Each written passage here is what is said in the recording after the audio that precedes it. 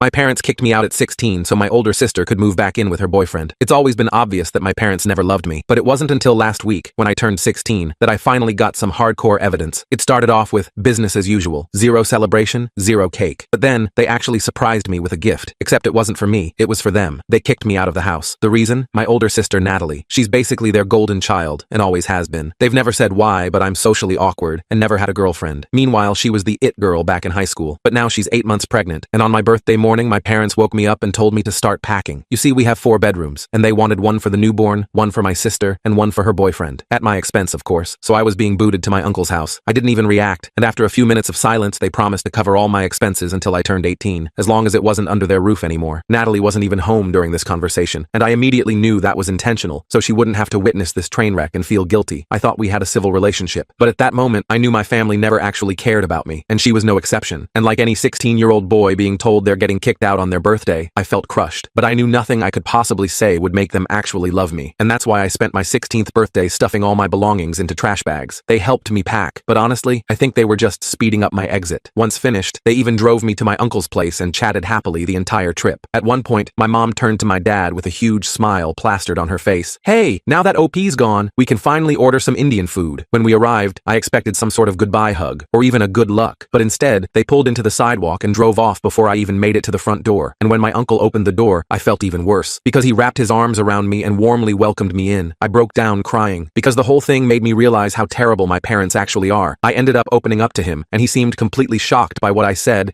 and asked me to repeat everything. So I recounted the morning's events, and his friendly smile instantly transformed into an angry scowl. Without saying anything, he grabbed his phone, mentioned needing to make a call, and disappeared into another room. Suddenly, my uncle's voice erupted through the walls. This was completely out of character since he rarely raises his voice at anyone. He's generally super chill and soft-spoken. I immediately knew someone had seriously pissed him off for him to react this intensely. When he returned, his face was bright red with anger, and I discovered my parents were the source of his fury. Turns out, my dad, his brother, had told him that I'd actually proposed this living arrangement myself, and I was totally cool with moving out of my childhood home to live with him instead. This explained why my uncle had agreed to take me in, since he thought it was my idea. After that call, he grabbed me a pint of Ben & Jerry's ice cream. He told me he was sorry for not doing something sooner. He said my parents are the adults in the situation, and my safety and happiness should have always been their priority. I felt myself choke up and sniffle to hold back tears when he said that. They were the words I've been longing to hear ever since I was 6, and my parents told me I was worthless for the first time. But his reassurance wasn't enough for me. My parents had literally chosen to give their guest room to Natalie's boyfriend, who's like 24, with a steady job and an apartment lease. So I decided to expose my parents online and let the internet deal with them. I wasn't sure if my uncle would approve, so I waited until he went for his afternoon nap and posted what had happened without hesitation. I included everything: the favoritism, the insults, and of course, the borderline abandonment. By the time I hit post, tears were streaming down my face. I immediately turned my phone off because I was terrified of the consequences, and when I turned on my phone an hour later, I finally learned why people always say, "Be careful what you post online," because it went viral, but to all the wrong people. The post had been seen by tons of relatives, and my inbox was flooded with messages from my parents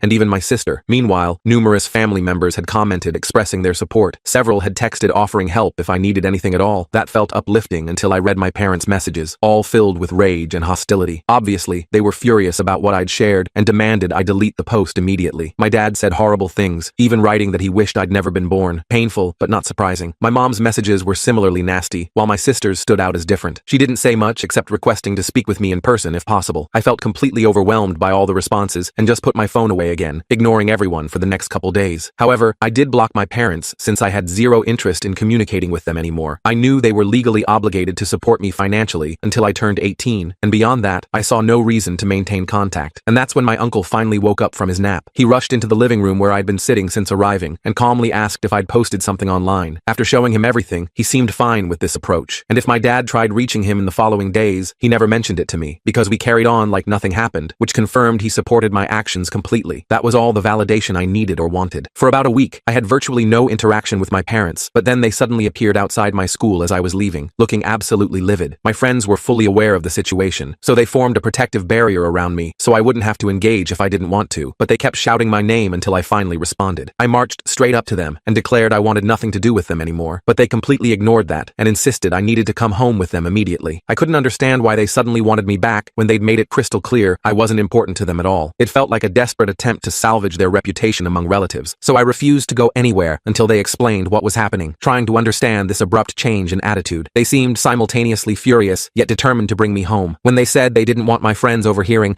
I told my buddies to step back so we could talk privately. Once my friends were out of earshot, they revealed they needed me back because I wasn't responding to their calls or texts, and they had to reconcile with me to secure their inheritance. After my post went viral in our family, my grandparents had discovered everything. My dad's parents are seriously wealthy, and they threatened him that continuing to treat me this way would cost him his inheritance. They'd stated that unless my parents reconciled with me, treated me better, and ensured I felt loved and cared for, whatever my father was supposed to inherit would go to my uncle instead, since he was taking care of me without obligation. My dad couldn't afford losing this inheritance. We're talking serious money here. My parents earn decent combined incomes themselves, but honestly, in their position, I'd probably want that inheritance too. The difference is, I would have had enough sense not to make it seem like they were doing me a favor by taking me back, because this wasn't about me at all, just their own financial interests. Even then, they lacked the basic intelligence to at least pretend they genuinely wanted me home, so I told them I couldn't care less about their inheritance, and walked away without listening to another word, ignoring their shouts as I left. I caught the bus back to my uncle's place and described the school confrontation, which annoyed him too. To prevent future incidents, he's contacted his attorney about changing my custody arrangement. Legally, my parents still have rights over me, and that needs changing if I'm going to permanently live with my uncle. I also called my grandparents to thank them for intervening, but explained I genuinely didn't want to return to my parents, because after just a few days with my uncle, I finally felt free for the first time. Living with my parents had been suffocating, and despite constantly hoping things would improve, they never did. My grandparents live in a different state, so we rarely meet, but during family gatherings and holidays, my parents always behaved perfectly, so my grandparents never witnessed how I was treated at home. It wasn't outright cruelty, but constant indifference and dismissal. Everything appeared normal superficially, but anyone spending a few days with us would notice how they basically pretended I didn't exist, while focusing entirely on my sister. After her pregnancy, it worsened dramatically, and I became completely invisible. I explained all this to my grandparents, who assured me that if living with my uncle was what I wanted, they'd make it happen. If my parents surrendered their rights, my grandparents would ensure all my needs were covered. I felt optimistic after that conversation because things were finally improving, but that didn't last long when I received an email from my dad several hours later. It wasn't hateful or cruel, just disappointingly manipulative. He claimed I shouldn't have publicly posted about the situation when my grandparents would have heard about it anyway through my uncle. Now, beyond my grandparents' anger, they faced massive backlash from relatives and social isolation, which he considered unfair. He mentioned some colleagues discovered the post since it appeared in their feeds when he was tagged. This created problems at his workplace, and according to him, my actions caused unnecessary drama in their lives. So AIT for posting about how my parents forced me out on my 16th birthday to give my pregnant sister's baby my bedroom. Update 1. Before sharing what happened next, thank you everyone for taking time to comment on my post. Your supportive words mean everything to me right now. Addressing questions about why I hadn't left before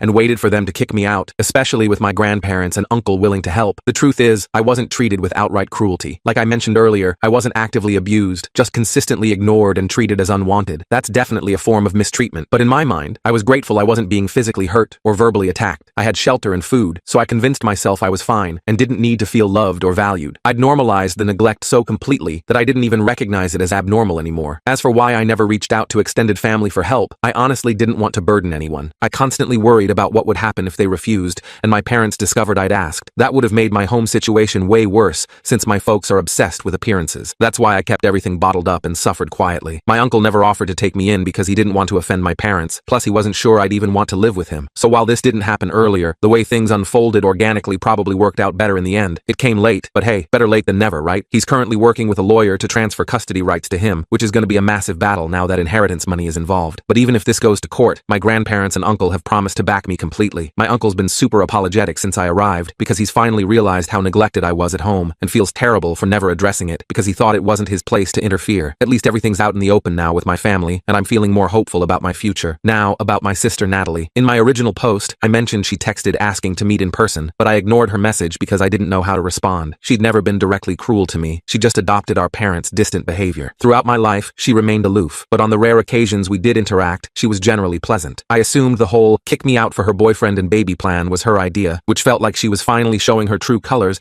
by actively harming me, so I ghosted her message completely. Our relationship was always awkward and tense, but I still preferred her to our parents, since she'd at least be decent whenever we actually spoke. It wasn't her fault our parents favored her so obviously. So 3 days ago, when she texted again asking me to visit, I decided to call and ask why she wanted to see me. I refused to go back to my parents' house where I assumed she'd be, but surprisingly, she told me she was staying at her boyfriend's apartment. She wasn't feeling well enough to go out due to the pregnancy, so she asked if I'd come over to discuss everything happening with our family. She mentioned having several important things to tell me face to face. Out of pure curiosity, I decided to visit. When I arrived, she immediately apologized for never defending me, even though she clearly knew our parents played favorites and consistently dismissed me. They constantly ignored my achievements while celebrating hers, and I was transparently the unwanted child, but she never tried fixing that. She admitted she just felt too uncomfortable confronting our parents, so she let it continue. Since I seemed to be handling the treatment okay, she felt less responsible to speak up. Now she realized how messed up the whole situation was and genuinely wanted to make amends. She also revealed that our parents never discussed the living arrangements with her at all. She was completely blindsided learning they'd kicked me out to accommodate her baby and boyfriend, claiming she had absolutely no idea this had happened. She never requested any such arrangement. Her actual plan was to stay with our parents only until the baby was a couple months old before moving in with her boyfriend. She'd wanted to move out sooner, but stayed solely because our parents begged her to. However, after reading my post, she realized she couldn't continue enabling their behavior and moved out within a week. This sparked a massive fight with our parents, who insisted she was making a terrible decision. They're currently not even speaking because they accused her of being ungrateful and selfish, none of which is true since she never promised them anything. They just made assumptions. So all that drama was ultimately pointless since my parents ended up losing both their kids. At least she apologized for being a crappy sister in person generally, which I forgave because holding on to bitterness wasn't going to help me heal. We cleared the air completely, and she promised the same thing my uncle did, that from now on,